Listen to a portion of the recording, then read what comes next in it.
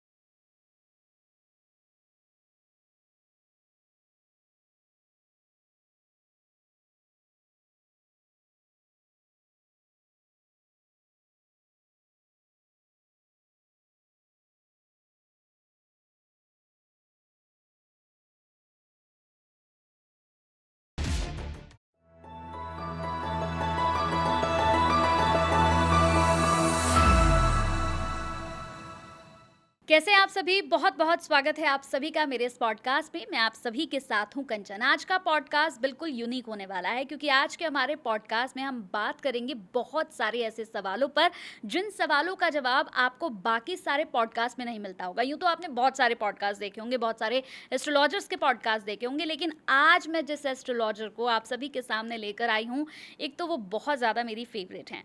दूसरा, जब भी उनसे मैं बात करती हूँ और अपने सवालों को उनके सामने रखती हूँ ना, तो मुझे चुटकियों में उनसे आंसर मिलता है और ऐसे आंसर्स मिलते हैं जो वाकई में मुझे लगता है कि आप कहीं भी घूम लो ना, वो जवाब तो आपको पूरे सोशल मीडिया पर कहीं नहीं मिलने वाले हैं। तो चलिए फिर उनका स्वागत कर लेते हैं। आपसे भी उन्हें मिलवा देती हूँ। मेरे साथ यहाँ पर बहुत ही फेमस एस्ट्रोलॉजर त्रिशला माँ है। बहुत बहुत स्वागत है मैम आपका। जय श्री कृष्ण। हरे कृष्णा मैम, कैसी हैं आप? बहुत बढ़िया, आप बताइए। बहुत अच्छी हूँ मैम। सबसे पहले तो मैम मैं आपसे ये जानना चाहती हूँ कि क्या हमारी रसोई में कोई ऐसी रेमेडी होती है कि अगर हम करें तो हमारी लाइफ में चेंजेस आए? सारी रेमेडी हमारी रसोई में होती है। अच्छा। सारी की सारी रेमेडीज हमारी रसोई में होती हैं। नमक, मिर्च, लौंग, इलायची, जीरा, तेज़पत्ता, दही, दूध, सब रेमेडी है? नींबू, फलों का रस, घी, रोटी, पानी, चाय पत्ती, कॉफ़ी। बताइए कहाँ से चालू करूं? हम देखते हैं कि नींबू के भी बड़े अपने अपने उपाय होते हैं, तो मैं चाहूँगी कि 2-4 आप ऐसे नींबू के उपाय बताएं जो मतलब आज तक हमारे व्यूवर्स को ना मिले हों। देखिए, कई लोग ऐसा बोलते हैं कि आप पानी के अंदर नींबू डाल के रख दीजिए और जितनी जल्दी वो नींबू सड़ता जाएगा उतनी ज़्यादा उस जगह की नेगेटिविटी को शो करेगा। लेकिन इसके अलावा भी बहुत सारे नींबू के ऐसे उपाय हैं जो ये बताता है कि आप जिस घर में या आप जिस व्यापार स्थल में वहाँ पर काम कर रहे हैं उस जगह पर नज़र लग रही है या नज़र का कितना प्रभाव आ रहा है। जैसे कि आप नींबू को अगर 2 लौंग लगाकर अपने घर में या अपने व्यापार स्थल में रख देते हैं और वो बहुत जल्दी खराब होने लगता है या उसका रंग बदलने लगता है, तो आप ये मान के चलिए कि वहाँ की ऑरा या वहाँ की जो स्थिति है वो कहीं ना कहीं नकारात्मक बन रही है। अगर किसी के ऊपर नज़र का प्रभाव होता है तो आप उसके ऊपर से 7 बार एंटी क्लॉकवाइज नींबू घुमाकर शनिवार की रात्रि में 4 फाड़ियों में काटकर चौराहे पे खड़े होकर चारों दिशाओं में डाल दीजिए, तो ऐसे व्यक्ति के ऊपर से नज़र समाप्त हो जाती है। अगर किसी व्यक्ति के ऊपर बहुत ज़्यादा नकारात्मक चीज़ों का प्रभाव पड़ रहा है, कोई भी कार्य करने जाता है, कार्य नहीं बनता, बार बार एक्सीडेंट्स हो रहे हैं, बार बार चोट लग रही है, बार बार उसे हॉस्पिटल जाना पड़ रहा है, अपने लिए या किसी और के लिए बेवजह पैसा जो है वो मेडिकल में खर्च हो रहा है और इंसान बहुत ज़्यादा आर्थिक समस्याओं में आकर घिर रहा है, तो ऐसे व्यक्ति को शनिवार के दिन 11, 21, 31, 51, 108 नींबुओं की माला माँ काली के मंदिर में उनको चढ़ानी चाहिए। नींबू और शहद अगर शनिवार के दिन आप भैरव बाबा के मंदिर में चढ़ाते हैं तो ऐसा करने से आपके जीवन के सारे हर्डल्स दूर होते हैं। अगर आप चाहते हैं कि आपके जीवन में सक्सेस आए, आप चाहते हैं कि आपके जीवन के अंदर तरक्की आपको मिले, वृद्धि आपको मिले, तो आपको एक नींबू 4 फाड़ियों में काट लेना चाहिए। उसके ऊपर आपको थोड़ा सा नमक डालकर और उसमें आपको थोड़ा सा कपूर रखकर अपने सिर से 7 बार क्लॉकवाइज घुमाकर चौराहे पर छोड़ाना चाहिए। ऐसा करने से आपकी जो सक्सेस रुक रही होती है वो आपकी बढ़ने लगती है। अगर आपको ऐसा लगता है कि आपको भाग्य का साथ नहीं मिल रहा, भाग्य आपको कतई सपोर्ट नहीं कर रहा, तो आपको नींबू को 4 टुकड़ों में काट कर आपको उसे शनिवार की रात्रि में किसी भी चौराहे पे खड़े होकर आपको चारों दिशाओं में फेंक देना है और साथ ही में वहाँ पर खड़े होकर आपको हनुमान बाबा के 11 नामों का या तो स्मरण करना है या उनके मंत्र को आपको 11 बार बोलना है। पीछे मुड़कर नहीं देखना है, सीधे आपको अपने घर आ जाना है। अगर आपको ऐसा लगता है कि हमारे जीवन के अंदर बार बार विपत्ति आती रहती है, घर के मुख्य द्वार पर आपको नींबू मिर्च टांग कर रखनी चाहिए। मंगलवार को टांगिए, शनिवार को ले जाकर आप इसे फेंक दीजिए। फिर वापस से नई नींबू मिर्च लगाइए, उसे आप मंगलवार को ले जाकर फेंक दीजिए। करके देखिए 5 हफ्ते ये कार्य, आपके घर के अंदर उन्नति, वृद्धि, तरक्की आने लगेगी। आपके लव रिलेशनशिप में अगर प्रॉब्लम आ रही है और आपको बार बार इससे दिक्कतों का सामना करना पड़ रहा है, नींबू को काट लीजिए आधा, उसके अंदर के जितने भी गुदा है वो हटा दीजिए। उस नींबू को अच्छे से साफ करके, थोड़ा ड्राई करके, एक बत्ती, रुई की बत्ती, उसे घी में डुबो लीजिए, नींबू के अंदर रखिए। शुक्रवार के शुक्रवार माँ दुर्गा के मंदिर में जाकर ये दीपक जलाना चालू कर दीजिए। आपकी लव रिलेटेड प्रॉब्लम्स दूर हो जाएंगी। ये नींबू के सारे उपाय, अभी तो बहुत सारे और बाकी होंगे। ठीक है। अच्छा, नींबू के साथ अगर मैं बात करूँ, जैसे बहुत सारे लोग हैं जो चाय पीना बहुत पसंद करते हैं और आपने मैं- कहा आप खुद, तो चाय पत्ती की आपने बात की कि चाय पत्ती के भी बहुत सारे उपाय हैं, तो चाय पत्ती के क्या क्या उपाय कर सकते हैं?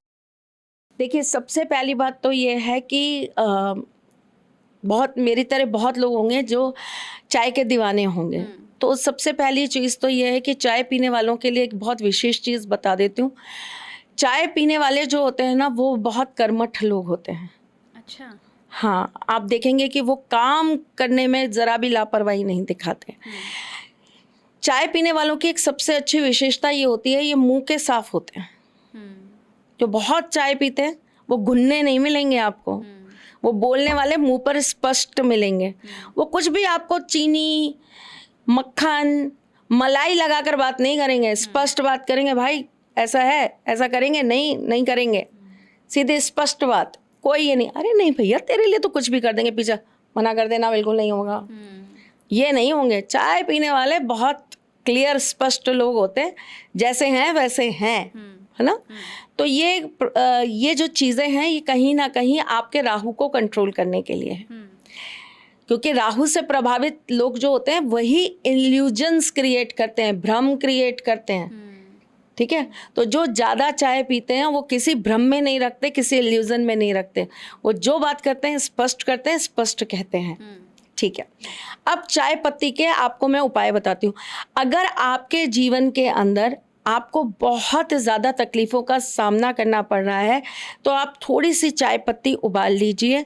उबालने के पश्चात आप उसे छान लीजिए, उसे थोड़ा सा ड्राई कर दीजिए और उसे आप जो है एक पान के पत्ते के ऊपर रखकर सुबह सवेरे करीबन 7 साढ़े 7 बजे आप उसे ले जाकर किसी बहते हुए जल में प्रवाहित कर दीजिए। अच्छा। छोटा सा उपाय लेकिन जिंदगी को बदल के जाता है। दूसरा उपाय बताती हूँ आपको। अगर आपको ऐसा लगता है तो पानी जो होता है चाय का, आप चाय का पानी छान लीजिए, इसके अंदर आप 2 लौंग डालिए, आप अपने सर पे से 7 बार ये पानी घुमाइए। शनिवार की रात्रि में इसे ले जाकर किसी सुनसान जगह पर फेंक कर आ जाइए। आपकी पीड़ा, आपकी बाधा, आपकी नज़र, आपका तंत्र सब चला जाएगा इस उपाय से। फिर एक बहुत खतरनाक सा उपाय दे दूं। अगर आपके लव रिलेशनशिप में कोई तीसरा आ गया है तो उसे भगाने के लिए चाय पत्ती का उपयोग कर लीजिए। अच्छा। एक सफेद रंग का कपड़ा लीजिए, उसके ऊपर एक ट्रायंगल बना दीजिए ब्लू कलर के पेन के साथ। उस ट्रायंगल के अंदर उस व्यक्ति का नाम लिखिए। उस ट्रायंगल के नीचे एक नंबर लिखिए 1718172। ये नंबर लिखना है। ये नंबर लिखिए। उसके ऊपर आप चाय पत्ती ड्राई चाय पत्ती, आप चाय पत्ती आप उसके ऊपर रख दीजिए और उसके बाद में आप इस पोटली को बांध दीजिए। बांधने के पश्चात आप इसे ले जाकर किसी सुनसान जगह पर गाड़ाइए।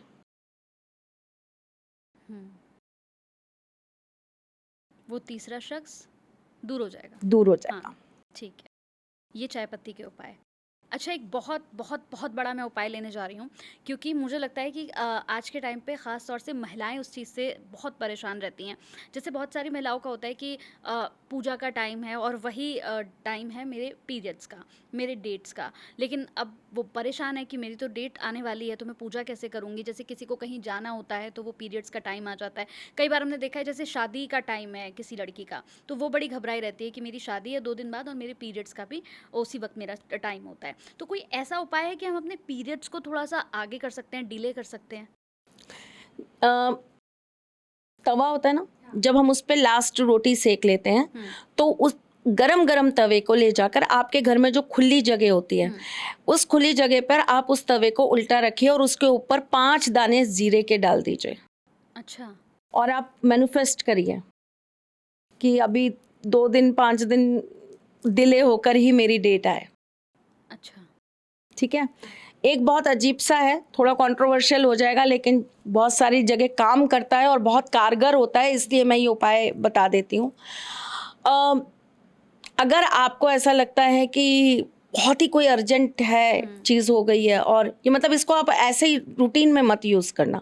कभी बहुत ही कोई वर्स्ट केस आ रहा है और आपको लगता है कि अब तो कुछ नहीं होगा और दवाई लेना नहीं है क्योंकि दवाई का साइड इफ़ेक्ट बहुत होता है, तब आप ये कर सकते हैं, ऐसी क्यारी जहाँ पर तुलसी जी लगी हो, क्यारी है ना, गमले में मत करना क्योंकि ऐसी चीज़ों का कई बार नेगेटिव इम्पैक्ट आ जाता है। तो गमला नहीं, क्यारी जहाँ पर तुलसी जी लगी होती हैं, तो वहाँ पर थोड़ा सा करीबन 2 उंगल छोड़ के, यानी कि आपका एक हाथ का 2 ब्लान छोड़ के आप वहाँ पर मैनिफेस्ट करते हुए एक सुई गाड़ दीजिए।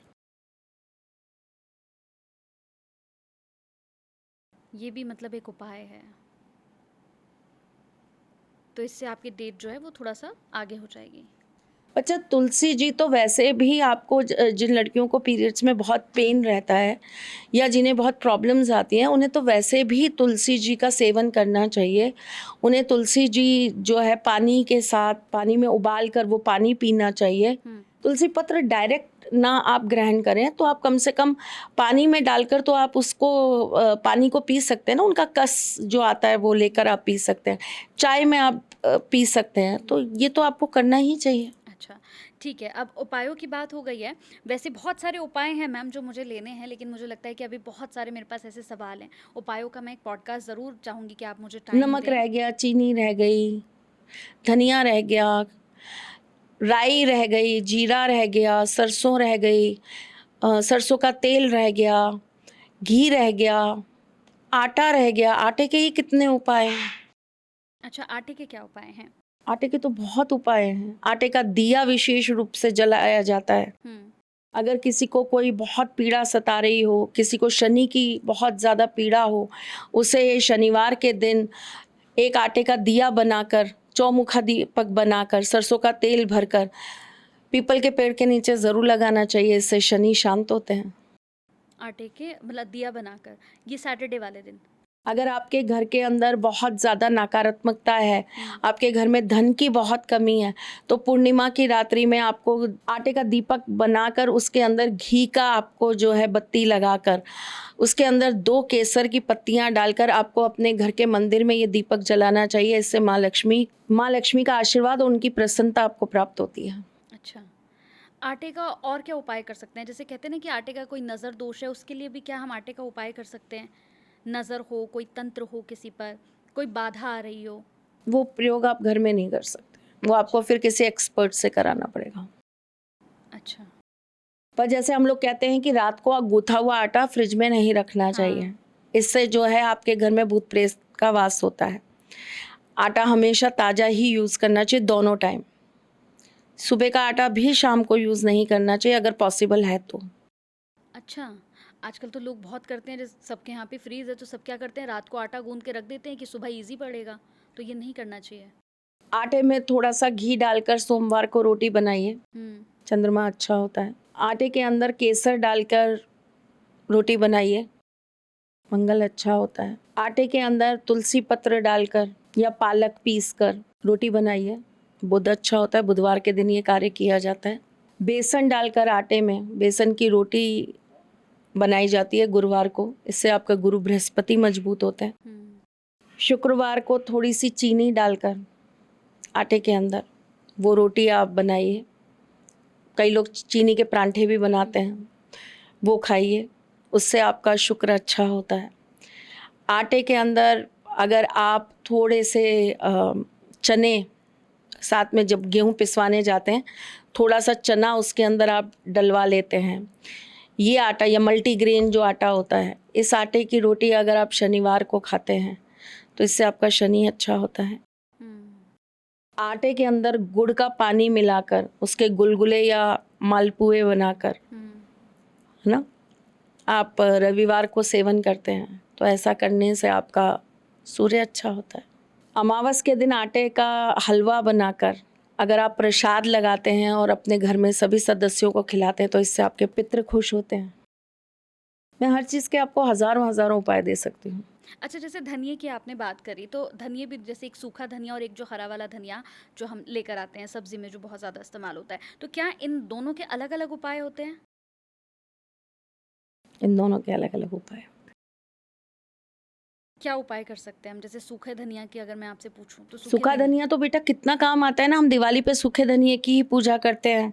हम दशहरे पे सूखा धनिया ही तो उगाते हैं जिससे पता लगता है कि हाँ। हमारा आने वाला वित्तीय साल कैसा जाने वाला है, हमें कितना धन अर्जित होगा नहीं होगा। उसमें जिस तरह के पत्ते निकल के आते हैं वो जितना बड़ा होता है कहते हैं कि आपका अगले साल आपको उतनी धन की प्राप्ति होगी। हुँ, धनिये के दानों को अगर आप कमल गट्टे के साथ, एक चांदी के सिक्के के साथ, 2 हल्दी की गांठ के साथ, एक सुपारी के साथ आप बांधकर लाल पोटली बनाकर अगर आप अपने तिजोरी में स्थापित कर लेते हैं, माँ लक्ष्मी का स्मरण करते हुए अगर आप उनके ऊपर धनिये के दाने चढ़ाते हैं, तो देखिए ये तो ऐसी चीज़ें हैं, ये तो ऐसे उपाय हैं कि ये करने मात्र से आपके घर के अंदर स्थिर लक्ष्मी का वास होता है। हुँ, रसोई खान है उपायों की। हुँ। बेसन के ही कितने उपाय हैं। मतलब हर एक चीज़ जो हमारी रसोई में है, वो उपाय है अपने अपने आप में, अगर हम देखें तो। हुँ, शनिवार के दिन आप अगर सरसों के तेल में पूड़ियाँ तल के बैंगन की सब्जी बनाते हैं सरसों के तेल में और इसे आप ले जाकर लोगों में बांटते हैं, उन्हें खिलाते हैं, तो ऐसा करने से आपके शनि प्रसन्न होते हैं। अच्छा। चावल और दाल मिलाकर अगर आप खिचड़ी बनाते हैं और वो आप ले जाकर सब में वितरण करते हैं तो इससे आपके शनि प्रसन्न होते हैं। पूर्णिमा की रात्रि पर अगर आप खीर बनाते हैं और उसे आप प्रसाद रूप में लगाकर उसको आप अपने घर के सभी सदस्यों में वितरण करते हैं तो इससे आपस का प्रेम बढ़ता है। अच्छा।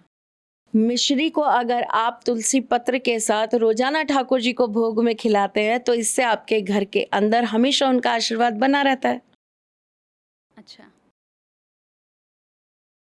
तो कितने उपाय, अनगिनत उपाय हैं। हुँ, बेसन की रोटी, हुँ, आटे के अंदर बेसन मिलाकर अगर गुरुवार के दिन बेसन की रोटी बनाकर आप गौ माता को खिलाते हैं तो ऐसा करने से आपका बृहस्पति अच्छा होता है। हुँ,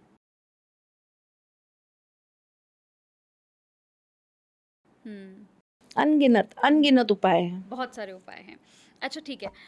एक और छोटा-सा उपाय मैं लेना चाहूँगी कि जब हम इतने आप सारे लेते जाइए, हाँ, उपायों की कोई कमी नहीं है। हाँ, चीनी का क्या उपाय है? चीनी से हम क्या उपाय कर सकते हैं?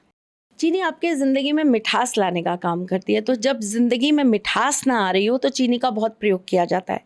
कैसे किया जाता है? एक छोटा-सा आप काँच का कंटेनर ले लीजिए, उसके अंदर आप चीनी भरिए, उसके बीच में आप एक चांदी का सिक्का रख दीजिए और इसे आप बंद करके इसके ऊपर एक लाल रंग का स्वास्तिक का निर्माण कर लीजिए। सिंदूर से, रोली से आप स्वास्तिक का निर्माण कर लीजिए और इसे आप अपनी रसोई में रखिए। तो आप देखेंगे आपके घर में धन वृद्धि होगी, आपके रिश्तों में मधुरता आएगी और आपके घर के अंदर हमेशा सुख शांति बनी रहेगी। ठीक है, ये चीनी का उपाय जो आपके घर में सुख शांति बनाकर रखेगा। लव रिलेशनशिप टूट रहा है, हम्म आपके रिलेशनशिप में कोई दिक्कत आ रही है, हम्म आपकी चीज़ मैनिफेस्ट नहीं हो पा रही, आप कोई मैनिफेस्टिंग करना चाहते हैं, आपकी चीज़ें मैनिफेस्ट नहीं हो पा रही हैं, आप बहुत कोशिश करके देख चुके हैं, चीनी का छोटा सा उपाय कर लीजिए। एक छोटा सा जार ले लीजिए कांच का, उसके अंदर चीनी भर दीजिए। अपनी विश आप जो है एक वाइट कलर के पेपर के ऊपर रेड पेन से लिख दीजिए, उसके नीचे आप एक नंबर लिख दीजिए 18212। ये विश आप ऐसे रोल करके चीनी के जार में रख दीजिए और इसे आप अपनी किचन में संभाल के रख दीजिए। ठीक है, कोई इसे खोले ना, कोई इसे यूज़ ना करे। 21 डेज़ वहाँ पर जार रखे रहने दीजिए। 21 डेज़ के बाद ये चीनी जो है वो ले जाकर किसी कच्ची जगह पर डाल दीजिए ताकि जो वहाँ पे चींटी और छोटे छोटे सूक्ष्म कीटाणु हैं वो उनको खा लें। और जो ये पर्ची है वो वहीं पर आप थोड़ा सा गड्ढा करके दबा के आ जाइए, आपकी मैन्युफेस्टिंग पूरी हो जाएगी। अच्छा, ये चीनी का उपाय हो गया। अब आप मुझे घी का उपाय बताइए कि क्या घी का भी कोई उपाय है? अनगिनत उपाय हैं। घी को अपनी नाभि पे लगाकर सोना चालू कर दीजिए, आपका ग्लो बढ़ जाएगा, आपका आकर्षण बढ़ जाएगा, आपकी त्वचा कभी भी रूखी नहीं होगी। घी के अंदर केसर डालकर घी का दीपक अपने घर में लगाना चालू कर दीजिए, आपके घर के अंदर कभी भी माँ लक्ष्मी का अभाव नहीं होगा। घी के दीपक अगर आप सुबह शाम अपने घर के मंदिर में जलाते हैं तो आपके घर में हमेशा भगवान का वास रहता है, आपके ऊपर उनकी कृपा हमेशा बनी रहती है। घी के दीपक को अगर आप गुरुवार के गुरुवार तांबे के या पीतल के किसी भी पात्र के अंदर ले जाके भगवान विष्णु के मंदिर में चढ़ा कर आते हैं तो ऐसा करने मात्र से आपकी मन वांछित वर से या वधु से आपका विवाह हो जाता है। अरे वाह, ये घी के उपाय हो गए। एक एक एपिसोड है ये। हाँ केवल घी घी घी पर बात हाँ। करें, केवल हम जो है नमक पर बात करें, केवल हम जो एक एक उस पर बात करें। मतलब एक एक चीज़ के अनगिनत उपाय जो हैं वो आपके पास हैं, चाहे फिर हम नमक की बात करें, चाहे मिर्च की बात करें, चाहे चीनी की बात करें। तो अगर मेरे पास नहीं, बहुत सारे लोगों के पास भी होते हैं। हमारे घर में हमारी मम्मी, दादी, नानी सबके पास होते हैं और वो करवाती भी रहती हैं। ज़रा सा कुछ होता है तो हम लोग ये कह देते हैं अरे अपने घर के अंदर थोड़ी सी सुख शांति कम लगती है, ऐसा लगता है फलाना कोई रिश्तेदार आया था। अब भुआएं इसमें बहुत बदनाम होती हैं, लेकिन भाई मैं तो ऐसा नहीं कहूँगी, जिसका जो है जैसा है। तो ऐसा कहते हैं वो आए, उसका पता नहीं कैसे पैर पड़ते हैं, वो आती है हमारे घर में कलह चालू हो जाती है, वो आती है हमारे घर में लड़ाइयाँ चालू करा के चली जाती हैं। तो ऐसा जब होता है तो शनिवार के दिन थोड़ी सी पीली सरसों ले लीजिए, अपने घर में पूरे घर के अंदर छिड़काव कर दीजिए और संडे के दिन सुबह सूर्य उगने के साथ साथ, यानी कि सुबह सुबह, चाहे सब सो रहे हैं, सब लेटे हुए हैं, कोई बात नहीं, आप उठ जाइए और अपने हाथ से पूरे उस जगह का झाड़ू लगाइए। पूरे घर में नहीं छिड़काव करें, मत करिए, कम से कम अपने आप जो आपका ड्राइंग रूम है वहाँ तो करिए, आपका जो बैठक है वहाँ तो करिए और वहाँ से आप जो है पूरा अच्छे से सफाई कर दीजिए। उसके बाद अपने आप ही आप पूरे घर के अंदर पोछा लगाइए अपने हाथों से, थोड़ा सा कपूर डाल लीजिए पानी में और पूरे घर में आप जो है पोछा लगाइए और उसके बाद में घी का दीपक नहा धोकर अपने घर के मंदिर में घी का दीपक प्रज्वलित करिए। देखिए कैसे आपकी चीज़ें सही हो जाती हैं। अच्छा, दालचीनी का भी कोई उपाय होता है? अरे बाबा रे, दालचीनी रहने दो यार। उपाय बहुत होते हैं दालचीनी के, लेकिन दालचीनी रहने दो। अच्छा, क्योंकि लोग कुछ बातें याद आ जाती हैं, छोड़ो। अच्छा, दालचीनी को लेके ठीक है। तो क्या होता है देखो, है ना, कई कई बार हम लोग ना बहुत सारा काम कर रहे होते हैं और उस चीज़ में ऐसा होता है कि कई कई बार हम लोग कोई स्क्रिप्ट तो लेके बैठते नहीं हैं, या हमारे सामने कोई टीवी की, जैसे टीवी पे एंकर्स बैठती हैं तो उनके सामने एक स्क्रीन चलती है, लोग शायद देखते नहीं है इसलिए उनको पता नहीं होता। तो एक स्क्रीन चल रही होती है जिसके ऊपर वो सब लिखा हुआ आता है जो उनको बोलना होता है, वो वहाँ से पढ़ रहे होते हैं या कुछ चूक गए होते हैं तो वो वहाँ से तुरंत उसको पिक कर लेते हैं और करते रहते हैं, क्योंकि उनको वहाँ पर कट का मौका नहीं मिलता। हम भी इतने लंबे लंबे जब पॉडकास्ट करते हैं बेटा, तो हमें भी कट का ज़्यादा मौका नहीं मिलता, तो हमारी भी कई कई बार स्लिप टंग हो जाती है, और हमें भी कई कई बार ऐसा हो जाता है कि हम बोलने कुछ जा रहे हैं और बोल कुछ देते हैं, तो लोग ना मतलब पूरा सार ना निकाल के उस चीज़ को, एक ज़रा सी गलती को पकड़ लेते हैं, अरे इन्होंने तो ये बोल दिया। अब वो जैसे आपने दालचीनी बोला, मेरी एक बहुत अच्छी परिचित है, उन्होंने एक कोई छोटा सा उपाय बताया। उन्होंने बोला कि भाई दालचीनी में दाल भी होती है, चीनी भी होती है। अब ठीक है, जो भी मुंह से निकल गया उसी बात पर आप उनकी टांग खिंचाई कर रहे हो, तो ऐसा तो नहीं होता ना। कई कई बार होता है कि मुंह से कई बार कोई चीज़ निकल जाती है, या रेंडमली कोई चीज़ हम बना रहे हैं, लाइव चल रहा है, उस समय मुंह से निकल गया, हमें नहीं ध्यान रहा।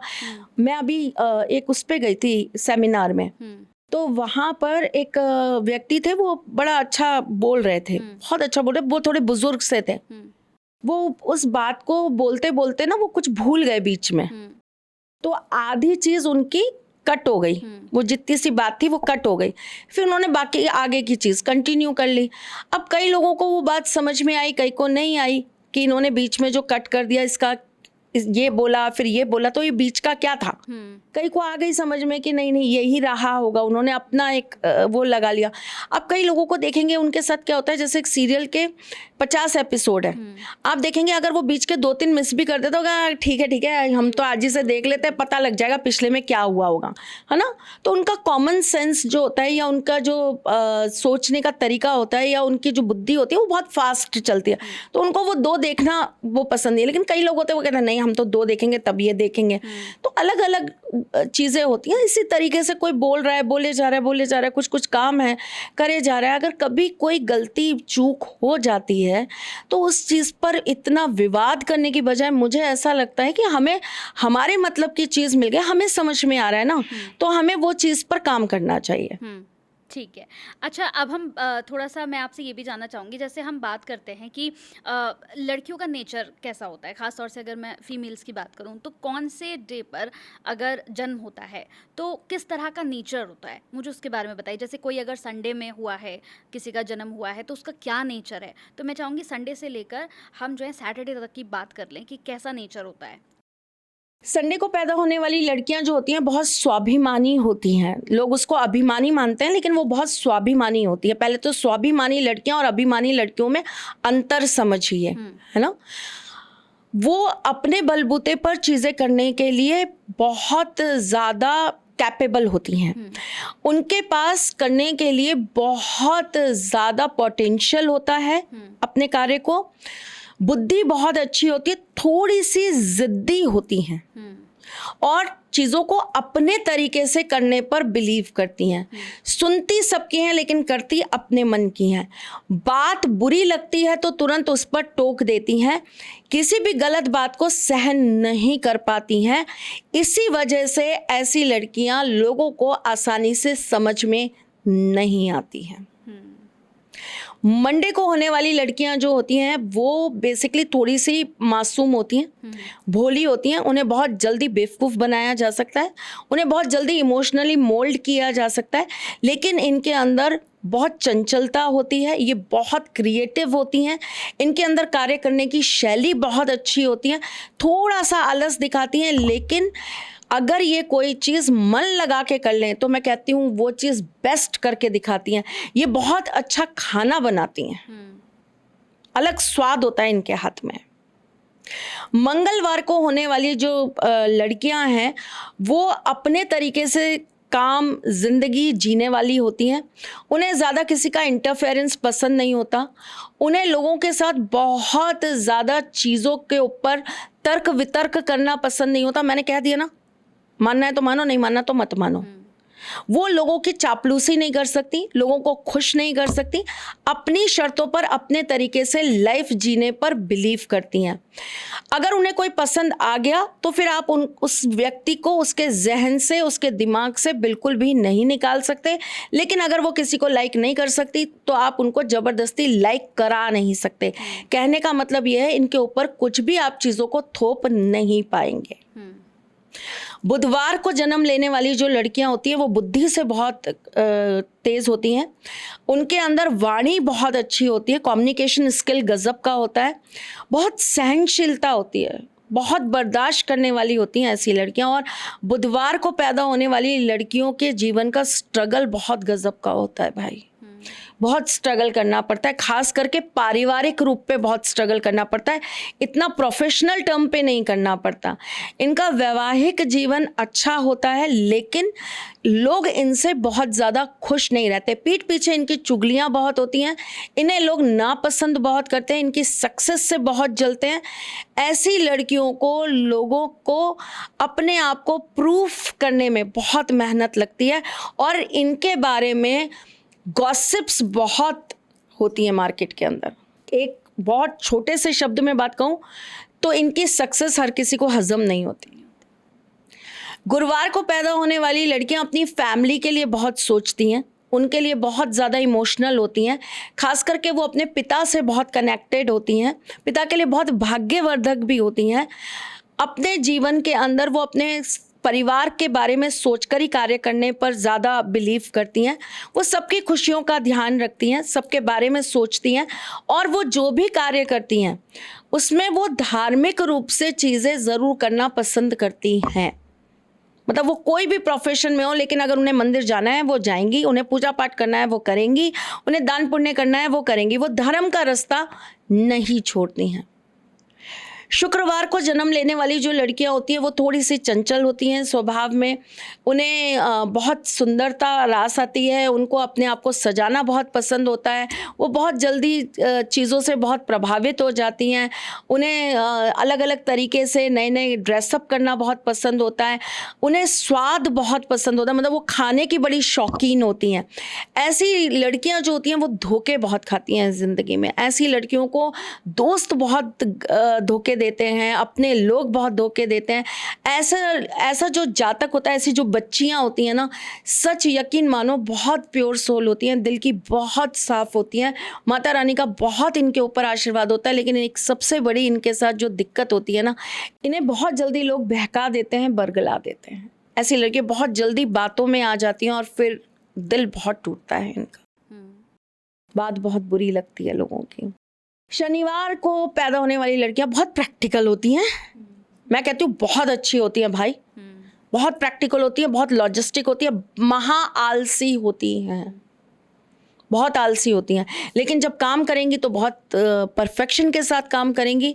मन नहीं करेगा काम करने का, लेकिन जब करेगा तो इनसे बेहतर काम कोई करके नहीं दिखा सकता। ये बिना मतलब की बातों पर बिलीव नहीं करती, ये एकदम से किसी पर भरोसा नहीं करती। इनका ना ट्रस्ट इशू बहुत ज़्यादा होता है, शारीरिक पीड़ा इनको बहुत मिलती हैं, शारीरिक कष्ट बहुत रहते हैं, स्ट्रगल बहुत झेलना पड़ता है। ये पैसा अगर कमाती हैं तो वो पैसा अपनों से ज़्यादा ये दूसरों के ऊपर ज़रूर लगाती हैं। ये सोशल वर्कर बहुत अच्छी होती हैं। अच्छा। ये नेचर लवर होती हैं, इन्हें नेचर से बहुत प्यार होता है, इन्हें प्रकृति के लिए कुछ करना बड़ा पसंद आता है। डॉग लवर्स भी होती हैं। डॉग लवर्स भी होती हैं। तो ये हो गया संडे से लेकर सैटरडे तक, मतलब जो भी लड़कियां पैदा होती हैं ये उनका नेचर होता है। अब यहाँ पर बहुत एक इम्पॉर्टेंट मैं आपसे बात पूछ रही हूँ। लोग शायद अमूमन इसे बहुत इजी लेते हैं, लेकिन मुझे लगता है कि शायद इसके पीछे भी कोई ना कोई लॉजिक होता है। क्या हमारे मोबाइल फ़ोन की रिंगटोन जो होती है, जो हम मोबाइल फ़ोन में अपने रिंगटोन लगाते हैं, क्या ये भी कुछ मतलब कहते नहीं कि हमारे फ़ोन की रिंगटोन भी कई बार हमारी लाइफ में बहुत सारी प्रॉब्लम क्रिएट कर देती है? तो क्या ये सच है? देखो बच्चा, सबसे बड़ी चीज़ ये है कि पूरी जो दुनिया चल रही है ना, ये चल रही है एक एनर्जी सिस्टम पर। ये एनर्जी है हर जगह। लाइट्स जल रही हैं, एनर्जी है। हम खाना खा रहे हैं, एनर्जी है। सूरज हमें रोशनी दे रहा है, एनर्जी है। सारी चीज़ें एनर्जी सिस्टम पर चल रही है। तो ये जो साउंड थेरेपी होती है, जो आप अभी बात करो, ये हम साउंड के अंदर रखते हैं, साउंड थेरेपी के अंदर रखते हैं। आप एक तो प्रकृति के अंदर जिस तरह के भी वाक्य, शब्द या फिर जिस तरह की ध्वनि गूंजती है, उस तरह से हम अपने इर्द गिर्द का माहौल अपने साथ क्रिएट होते दिखते हैं। आप देखोगे कुछ लोग ऐसे होते हैं जिनको बड़ा शौक होता है हॉरर पॉडकास्ट सुने, हॉरर मूवीज देखें, और फिर अचानक से थोड़े दिनों बाद उनके साथ क्या होने लगता है, उन्हें डर लगने लगता है, उन्हें ऐसे लगता है जैसे उनके इर्द गिर्द कोई है, उन्हें ऐसे लगने लगता है जैसे वो सारी चीज़ें उनके साथ हो रही है। ठीक है, हम मान लेते हैं कि उनके साथ एक सबकॉन्शियस माइंड है जिसमें उनके साथ ये सब कुछ हो रहा है और वो उन चीज़ों को अपने साथ होता हुआ फील कर रहे हैं, क्योंकि वो काफ़ी दिन से इसी जोन में चल रहे हैं। लेकिन आप जैसा करेंगे, आप जैसा सुनेंगे, आप जैसा कहेंगे, वो कहीं ना कहीं आपके साथ ज़रूर पलट कर आता है। ये मानी हुई बात होती है। तो ये साउंड जो है ना, ये आपके जीवन में बहुत इफेक्ट करता है। आप देखेंगे कि आपका मन बहुत उदास है, आप अगर सैड सॉन्ग सुनेंगे और उदास हो जाएंगे, और रोना आएगा और बुरा लगेगा। लेकिन वहीं अगर आप उस प्रवृत्ति को उसी समय बदल देते हैं और आप कैसे गाने सुन लेते हैं, थोड़े रॉक गाने सुन लेते हैं, हंसते मुस्कुराते गाने सुन लेते हैं, तो आपको उस वक्त जो है ना थोड़ा सा रिलैक्स होगा कि चलो ठीक है। तो साउंड आपके जीवन में एक सबसे बड़ी थेरेपी का काम करता है। मैं कहती हूँ सबसे अच्छी मेडिटेशन है साउंड, अच्छा। सबसे बड़ी साधना है साउंड, म्यूजिक। उससे बेस्ट कोई मेडिटेशन नहीं है। अगर आप सच में आप संगीत से प्यार कर सकते हो ना, तो उससे अच्छी कोई मेडिटेशन नहीं है। एक अच्छा संगीत आपको अंदर तक शांत कर सकता है, तृप्त कर सकता है, तरल कर सकता है, ऊर्जावान कर सकता है। कैसे गाने बजते हैं जिनके ऊपर हम चाहकर भी अपने पैर नहीं रोक पा रहे, नाचने कूद पड़ते हैं, नाचेंगे ही नाचेंगे भाई हम, ताल ऐसी है ना। तो रिंगटोन का हमारे जीवन पर बहुत प्रभाव पड़ता है, क्योंकि हम हर 2-2 मिनट में वो सुनते हैं। हमारे पास हर थोड़ी थोड़ी देर में उसकी साउंड आती है। कई आप वो देखेंगे मैसेज पे टिन टिन ऐसा आता है। तो आपके लिए रिंगटोन बहुत बहुत बहुत प्रभावी है। मैं आपको एक छोटा सा इसके ऊपर बहुत छोटा सा किस्सा बताती हूँ। जी हॉरर शो जो चलता था ना, उसकी रिंगटोन निकली थी अभी बीच में, कई लोगों ने वो रिंगटोन लगाई। मेरे एक जानकार थे, उन्होंने भी लगा ली। एक दिन वो आधी रात को कहीं से आ रहे थे, 12:30-1 बजे करीब कहीं से लौट के आ रहे थे।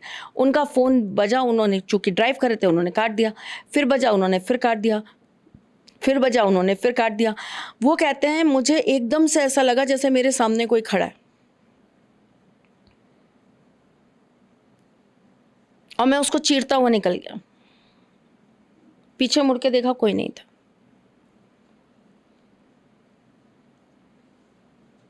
आप जिस तरह के साउंड में रहते हो ना, वो कहीं ना कहीं वो उस तरह की वाइब्रेशंस को आपके साथ में जोड़ता है। हम जो मंत्र उच्चारण करते हैं, हम जिस तरह का मंत्र उच्चारित करते हैं, आपने अभी देखा होगा नासा ने एक अपनी रिसर्च में बताया था, नासा ने ये चीज़ बताई थी कि ब्रह्मांड के अंदर एक ध्वनि चल रही है जो कि ओम की है।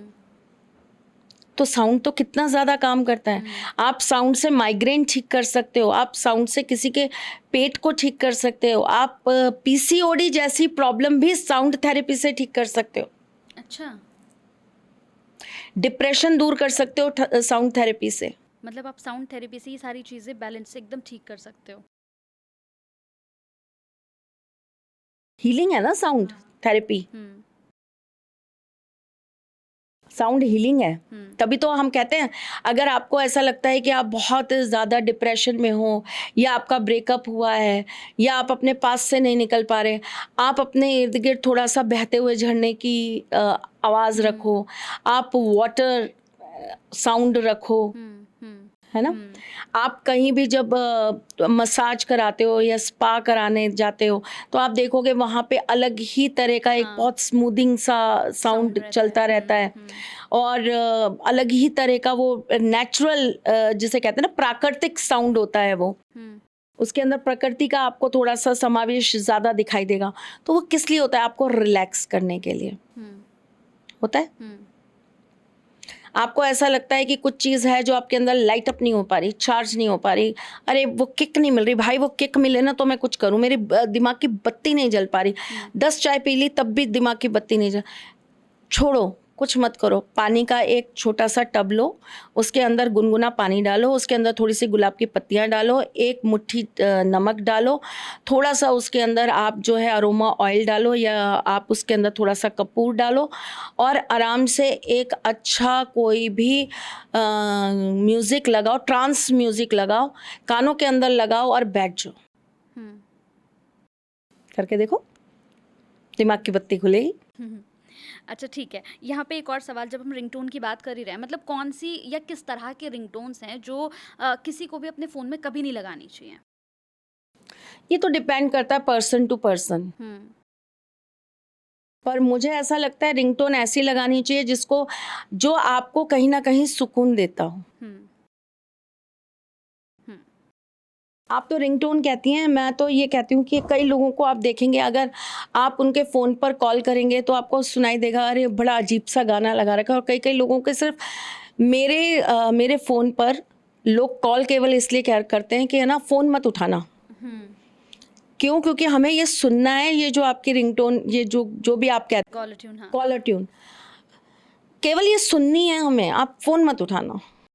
हम्म तो मतलब हर एक चीज़ का अपना एक प्रभाव तो है प्रभाव हमारी है, ज़िंदगी में, बिल्कुल है।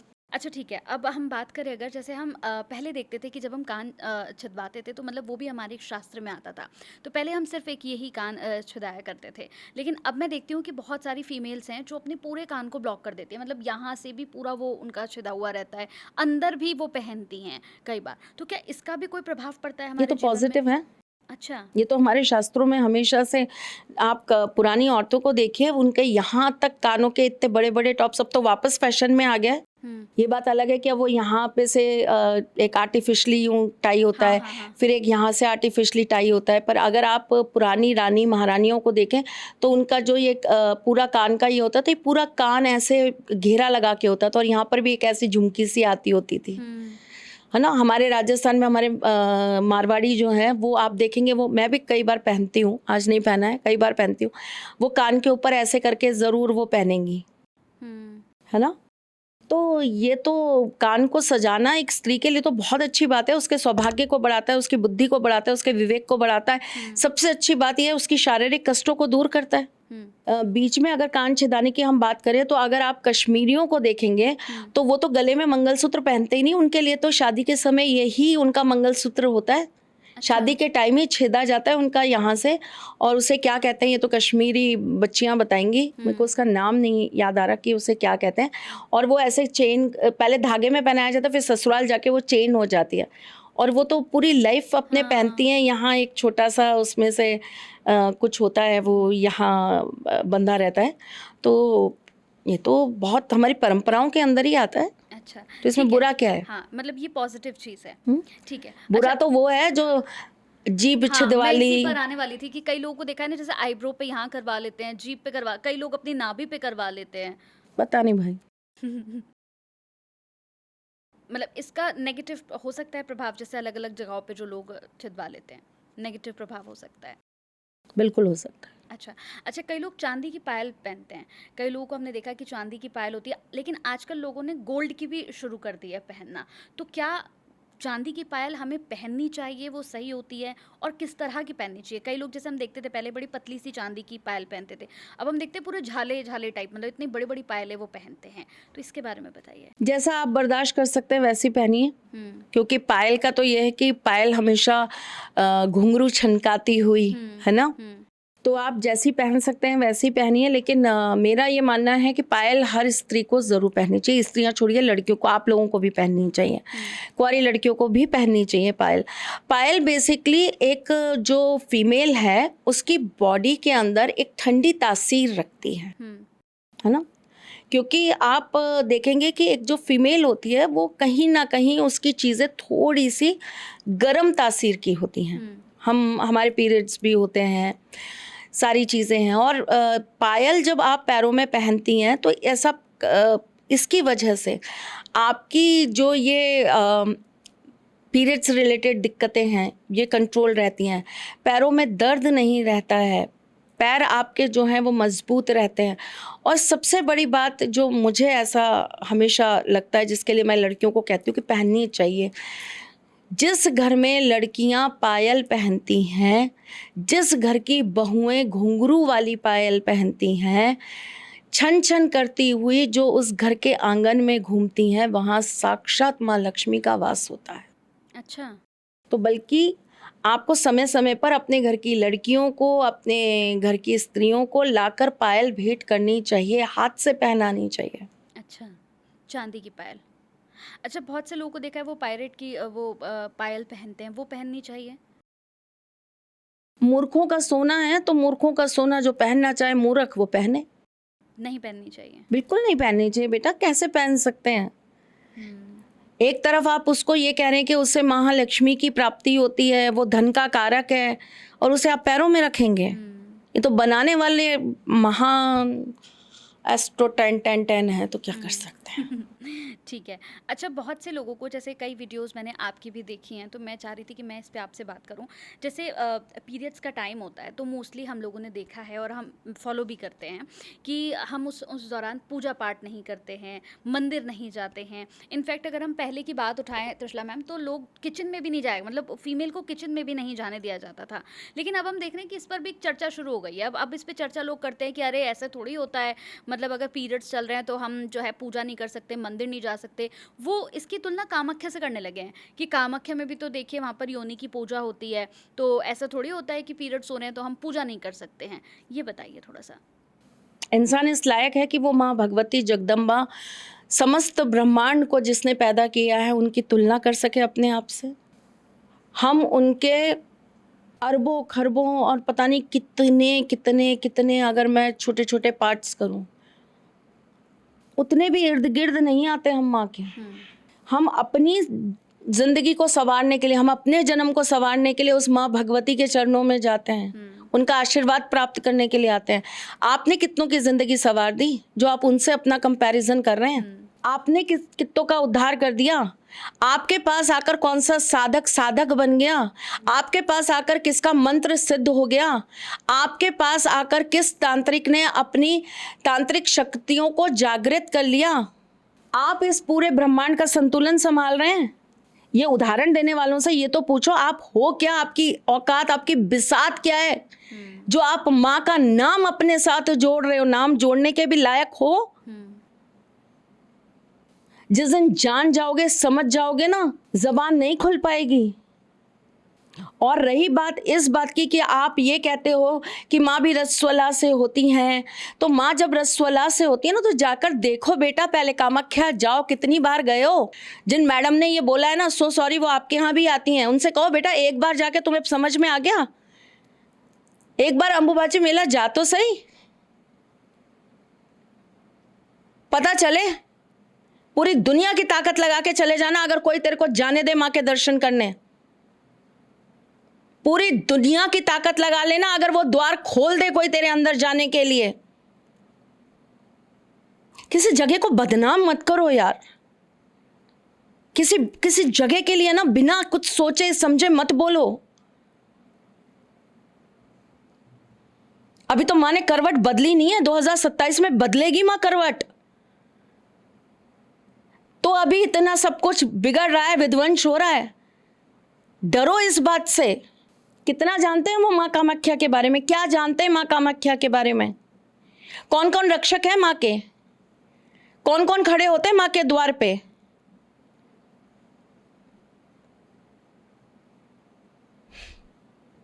माँ तक पहुंचने के लिए आपको पहले किन किन की पूजा करनी पड़ती है?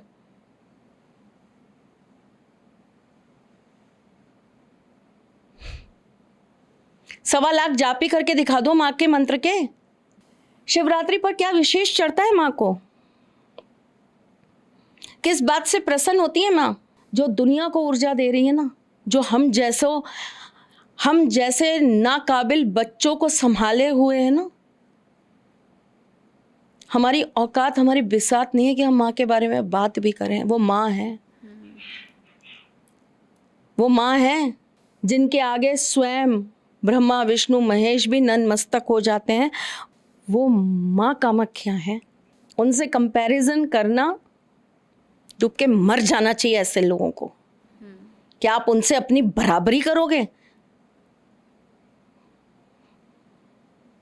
यही दिखाता है कि ऐसे लोगों के अंदर, और मेरे को तो ऐसा लगता है इन लोगों को ना प्लांट किया है, इन लोगों को ना, मतलब अब आतंकवादी डायरेक्टली तो मोदी जी के होते हुए आ नहीं सकते इंडिया में, यहाँ आके कुछ कर नहीं सकते। उनको पता है अगर वो कुछ भी करेंगे तो उनको तुरंत जो है ना ऑपरेशन सिंदूर कर दिया जाएगा या उरी कर दिया जाएगा। तो भाई सीधी सी बात है कि अब हमारे जो अलग अलग तरीके से हमारी नींवों को हिलाने के लिए, हमारी शक्ति को, हमारे ऊर्जा सिस्टम को हिलाने के लिए जो है ना अब नई नई तरह की चीज़ें आ रही हैं।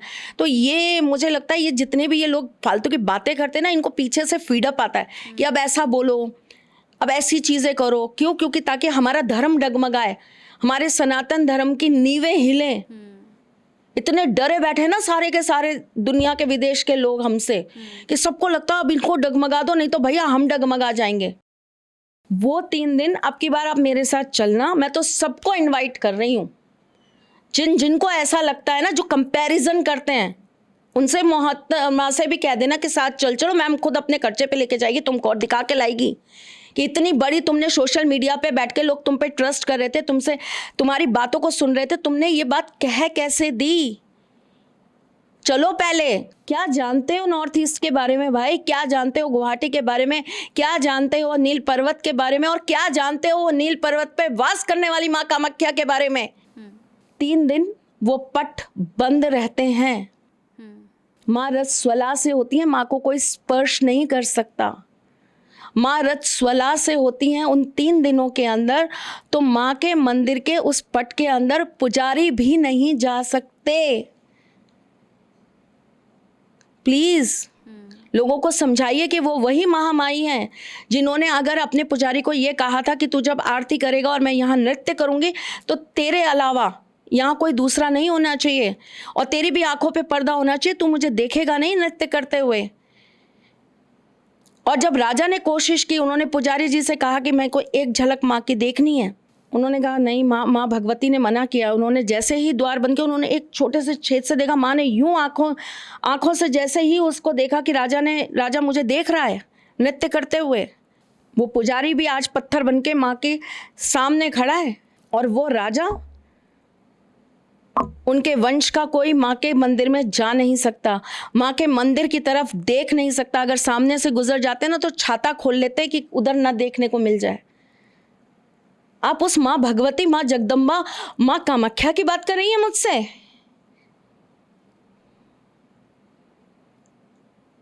जिसने सिर्फ एक बार सवाल उठा लिया था इस बात पर, राजा जिसने ये सवाल उठा लिया था एक बात पर कि माँ रजस्वला से होती भी हैं क्या, या ये सिर्फ ये उड़ी उड़ाई बातें हैं? सफेद रंग का वस्त्र रखेंगे माँ के ऊपर, अगर ये लाल हुआ तो माँ रजस्वला से होती है, वरना नहीं होती। आप इतना बड़ा स्टेटमेंट दे कैसे सकते हो? वो आज भी पत्थर का बन के माँ के मंदिर के परिसर के अंदर है। कभी चलेंगी, दिखाऊंगी वो। उनसे पूछिएगा जरा, आपको मालूम है वो कहाँ है? उनसे पूछिएगा 4 गणेश कौन है माँ के पास। अष्टकाली में से कौन सी माँ काली अमावस के दिन माँ के यहाँ आती है पूजा करने? क्या जानते हो उन माँ कामाख्या के बारे में, जो उनका नाम भी ले रहे हो? जिंदगी निकल गई उस दर पे जाते जाते।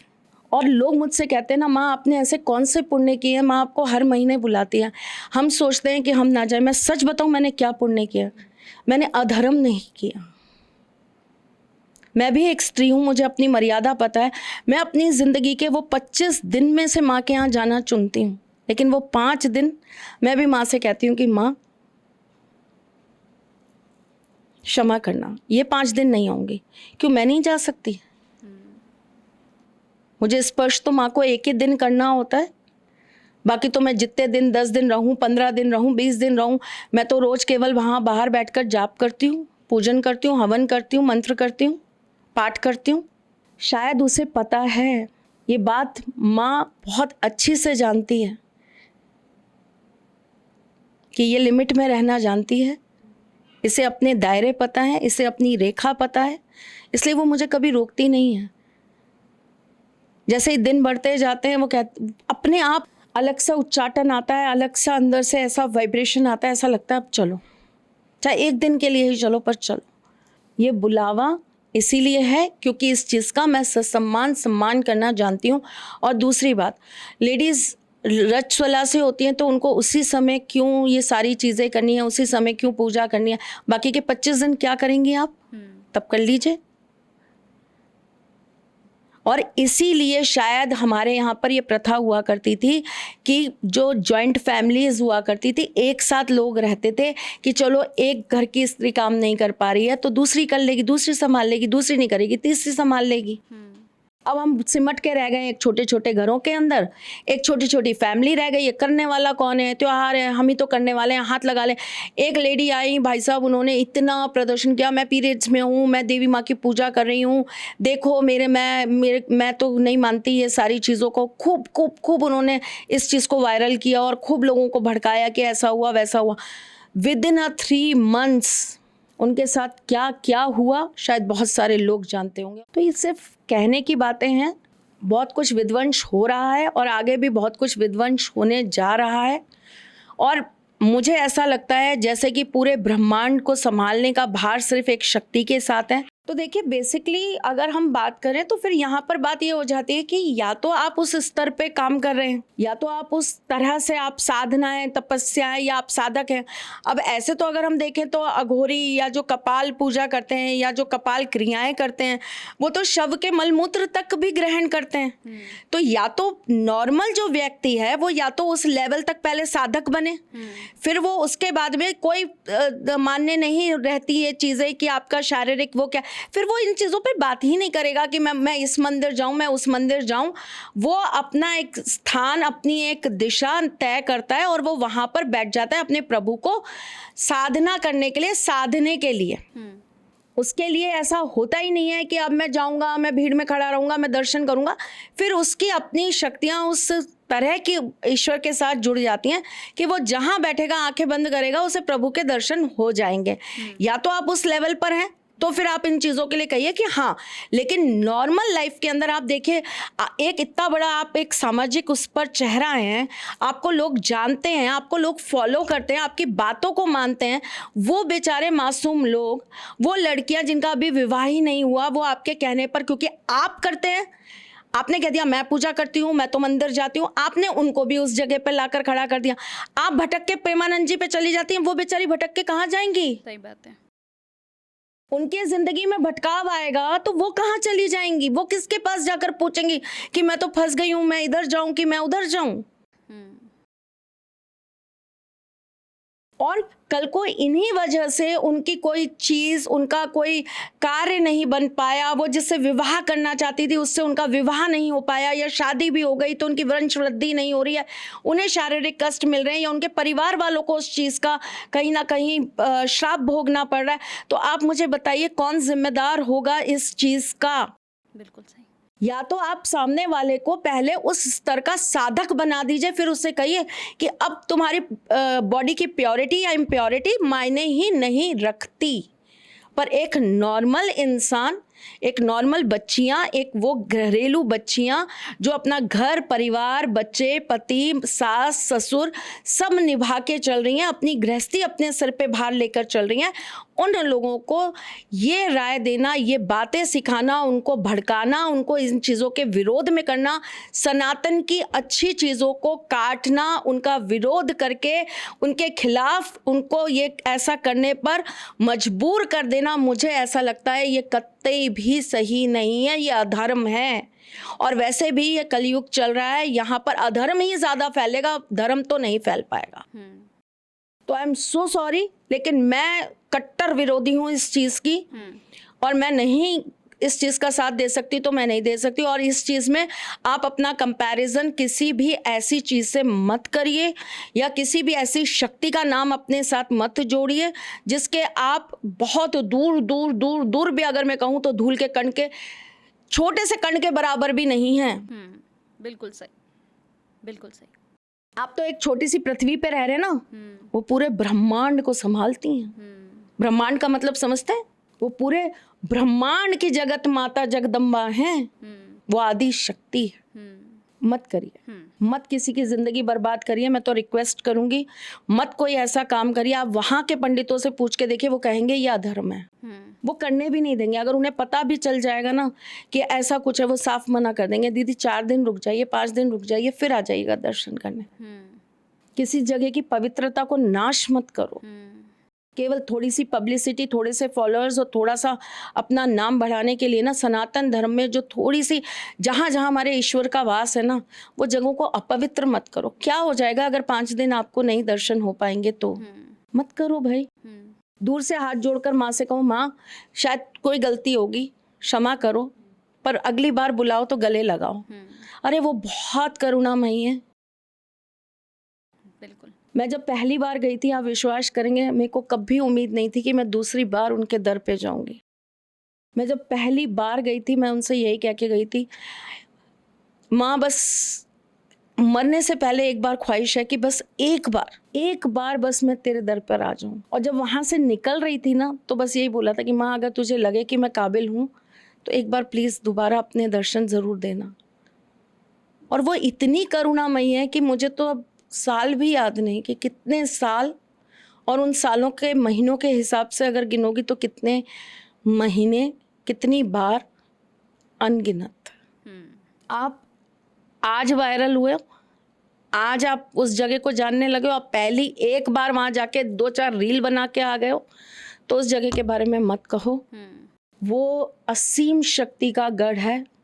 वहाँ साक्षात ब्रह्मांड के समस्त देवी देवता वास करते हैं। वहाँ आज भी रात्रि में माँ स्वयं आती हैं और नृत्य करती हैं।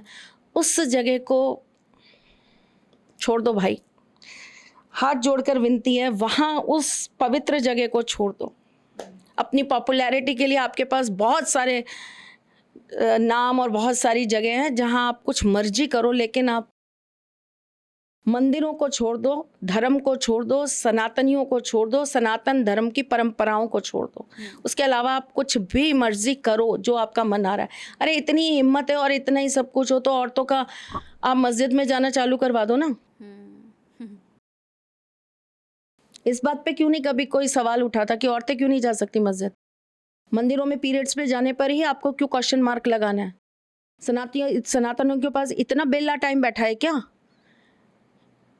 कि अपने ही धर्म की हर चीज को आपको तोड़ना है, हर परंपरा का आपको विरोध करना है? कह दो कभी कि भैया औरतें क्यों नहीं चली जाती, वो घर में बैठ के क्यों नमाज पढ़ती हैं, वो क्यों नहीं जाती मस्जिदों में नमाज करने? कभी बोल के देखो ना, पता है ना उसके बाद घर से बाहर निकलने लायक नहीं रहोगे। मतलब ये मैं इस पर यही कहूँगी कि बहुत इजी है कि आजकल के लोग अपनी तुलना भगवान से करने लगे हैं। जैसे अभी आपका मैंने पॉडकास्ट भी देखा जिसमें हमने देखा ना, अभी रिसेंट बहुत ज़्यादा वायरल चल रही है मोनालिसा, जो कहती हैं कि राधा कृष्ण ने भी प्यार किया था तो हमने भी तो वही किया है। किया था तब राधा ने कृष्ण से ये नहीं पूछा था कि कान्हा तू हिंदू है कि तू मुसलमान है? राधा बनेंगी ये, और वो सड़े से मुंह के बनेंगे कृष्ण।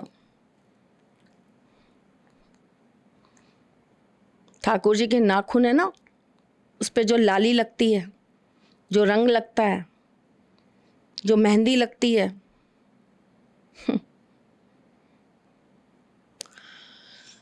उस तक के बारे में नहीं जानते ये लोग। उस मोर मुकुटधारी के सिर पे जो मुकुट रखा जाता है उसकी विशेषता नहीं पता इन लोगों को। ये उन कान्हा से अपना कंपैरिजन कर रहे हैं। एक्चुअली सबसे बड़ी प्रॉब्लम हमारे साथ में ये है, हम बहुत अच्छे दिल के हिंदू हैं, इसलिए हमारे धर्म के साथ कोई भी छेड़छाड़ करता है और हम करने देते हैं। दूसरे धर्मों के साथ करके दिखाओ, फिर पता लगे क्या हाल होता है। एक जरा सी बात पे दंगे हो जाया करते हैं, कर्फ्यू लग जाया करते हैं। आपके धर्म के बारे में कोई कुछ भी बोलता है, क्योंकि कहीं ना कहीं आप खुद ही बोलते हो ना। जब आप खुद ही बोलना शुरू कर दोगे तो दूसरे धर्म के जो लोग हैं उनको भी लगेगा ना कि ये तो अपने ही धर्म का इतना मजाक उड़ाते रहते हैं जब देखो बैठकर। तो इन्हीं चीजों का वो फायदा उठाता है, लड़कियों को बहलाने के लिए या उनका मन परिवर्तित करने के लिए यही सब बातें की जाती हैं। तुम्हारे यहाँ तो शिव जी जो हैं वो सती को नहीं बचा पाए, तो तुम्हारे भगवान अपनी पत्नी को नहीं बचा पाए तो तुम्हें कैसे बचाएंगे।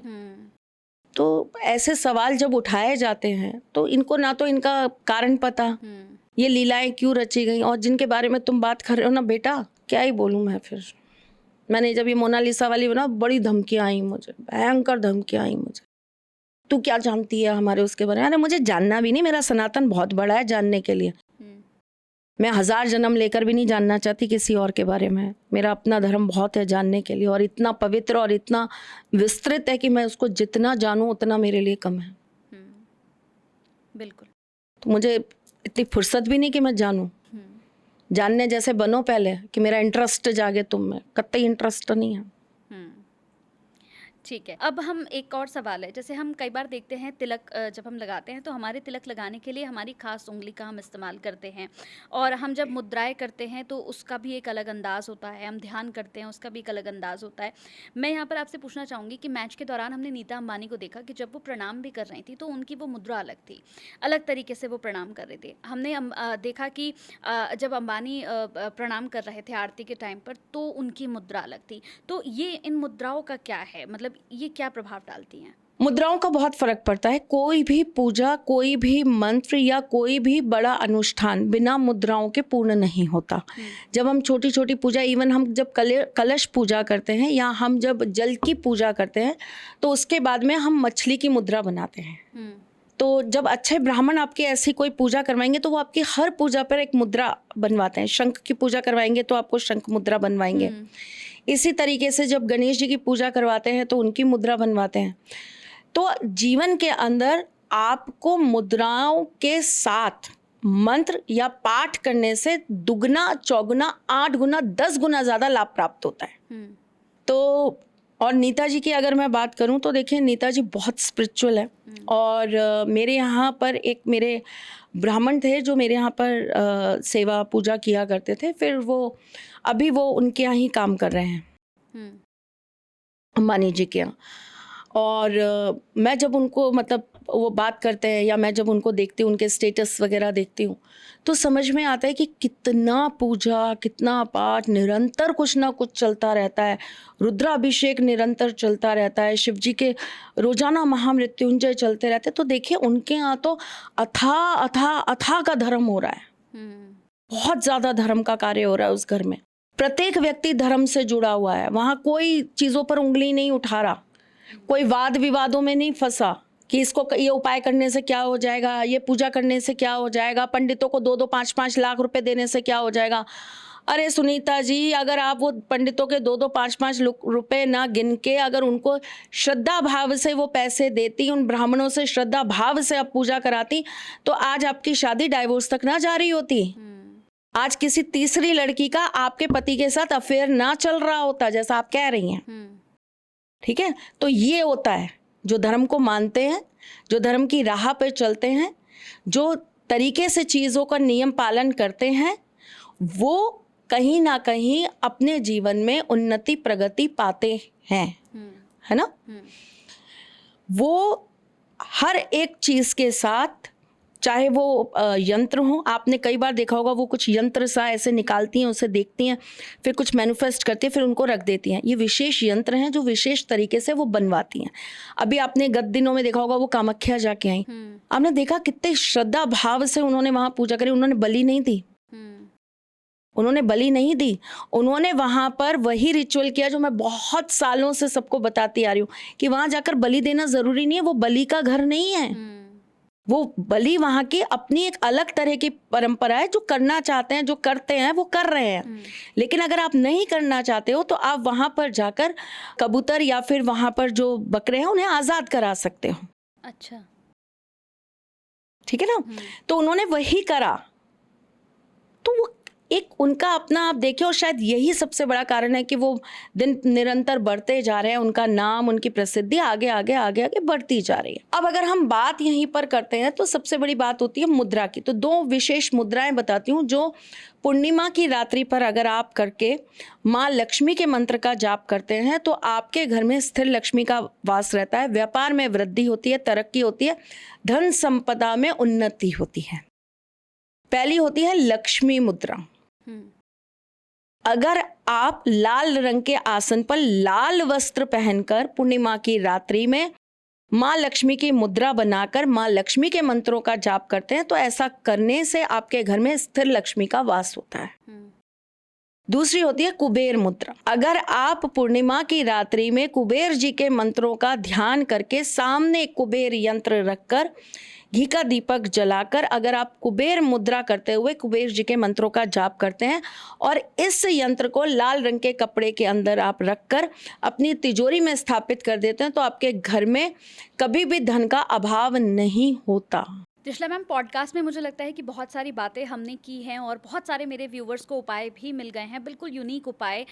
लेकिन मैं यहाँ पर इस बात पर आपको थैंक यू कहूँगी कि जितने लोग हमारे सनातन को बदनाम करने का कार्य करते हैं उन्हें बड़ा करारा जवाब आपकी ओर से मिला है। और ये बड़ी अच्छी बात है कि मेरे पॉडकास्ट में आपने ये जवाब उनको दिया है, क्योंकि इस बात को लेकर मैंने देखा कि वाकई में मतलब लोगों को बड़ा कन्फ्यूज़ किया जा रहा है कि आप पीरियड्स में मंदिर भी जा सकते हैं, आप पूजा भी कर सकते हैं। तो बड़ा अच्छा जवाब आपकी ओर से यहाँ पर मुझे लगता है कि मेरे व्यूवर्स को मिला, उसके लिए बहुत बहुत शुक्रिया। मैं यहाँ पर एक छोटा सा रैपिड फायर भी आपके साथ करना चाहती हूँ, 1 लाइन आंसर। मुझे लगता है कि इस पे तो आप वैसे भी माहिर हैं बहुत ज़्यादा। तो सबसे पहले मैं ये जानना चाहती हूँ कि कौन सी राशि है मैम जो प्यार में सबसे ज़्यादा विश्वास करती है और बड़ी जल्दी विश्वास कर लेती हैं? तुला। तुला राशि। कौन सी राशि दिल से ज़्यादा सोचकर खुद ही हर्ट हो जाती हैं? कुंभ। कौन सी राशि ज़रूरत से ज़्यादा अटैच हो जाती है? कर्क। कौन सी राशि रिश्ते बचाने के चक्कर में खुद को कहीं ना कहीं खो देती है? मकर। कौन सी राशि रेड फ्लैग्स को नजरअंदाज करती है? सिंह। कौन सी राशि गलत इंसान चुन लेती है अपनी लाइफ में? वृश्चिक। कौन सी राशि सबसे गहराई से प्यार करती है? मेष। कौन सी राशि धोखा मिलने पर सबसे ज्यादा टूट जाती है? तुला। कौन सी राशि हर किसी में अच्छाई ढूंढती रह जाती है सारी जिंदगी? कुंभ। कौन सी राशि प्यार में ओवर गिविंग हो जाती है? कुंभ। कौन सी राशि एक बार धोखा मिलने के बाद कभी उस इंसान पर ट्रस्ट नहीं करती है? कुंभ और सिंह। कौन सी राशि बहुत जल्दी लोगों को माफ कर देती है? तुला। कौन सी राशि जल्दी मूव ऑन कर जाती है? वृश्चिक। कौन सी राशि कमिटमेंट से बहुत ज्यादा डरती है? धनु। कौन सी राशि धोखा मिलने के बाद खुद को ही दोष देती है? कर्क, मकर, कुंभ, मीन। आखिरी मेरा एक सवाल है, कौन सी राशि प्यार में धोखा सबसे ज्यादा अट्रैक्ट करती है? बड़ा अजीब है, मुझे लगता है ये तो लगभग इंसान की हर किसी की प्रवृत्ति ही होती है हाँ। कि वो बहुत जल्दी ट्रस्ट कर लेता है। लेकिन अगर एक ही राशि अगर मुझे इसमें बतानी है तो मैं फिर कहूँगी कुंभ राशि। बहुत इमोशनल होते हैं ना। कुंभ राशि के लोग दिल से ज़्यादा सोचते हैं, दिमाग कम यूज़ करते हैं। बहुत अच्छा लगा त्रिशला मैम आपसे मिलकर, और बहुत सारे मुझे लगता है कि इस पॉडकास्ट में बहुत सारे टॉपिक और मुझे ऐसे मिल गए हैं जिस पर शायद मैं अब आपको मैसेज करना शुरू करूंगी कि इस टॉपिक पर हम कब बात करेंगे, कब आपका टाइम मिलेगा। तो टाइम निकाल कर रखिएगा, क्योंकि आपके साथ जब भी पॉडकास्ट होता है तो मेरा खुद का बड़ा दिमाग खुल जाता है और बहुत अच्छी अच्छी चीज़ें मैं यहाँ से लेकर जाती हूँ। तो बहुत अच्छा लगा, थैंक यू सो मच, आपने अपना टाइम दिया। राधे राधे। राधे राधे।